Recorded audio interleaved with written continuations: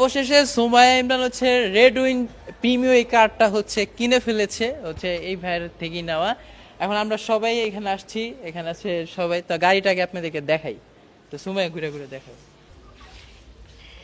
এই হচ্ছে আমাদের গাড়ি। তো এই গাড়িটা আসলে ওর পছন্দ, আমারও পছন্দ হয়েছে, আমাদের পরিবারের সবারই পছন্দ। এর আগের প্রথম ওই গাড়িটা কিন্তু পছন্দ বিক্রি করে। করে দিয়েছিলাম, সবাই জানেন।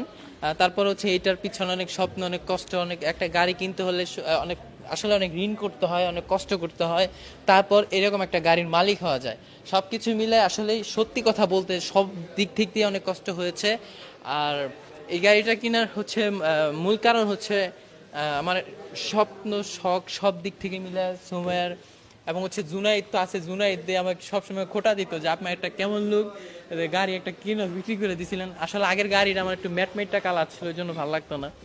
তো যাই হোক, গাড়িটা নিয়েছে হচ্ছে মাসুদ ভাইয়ের কাছ থেকে। কেমন আছেন? আলহামদুলিল্লাহ, আল্লাহ আচ্ছা, শুকুর।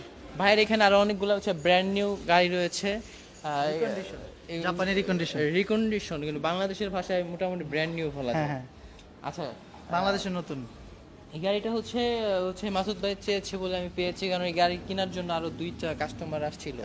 আরো তিনজন ছিল আপনি যখন আসছেন।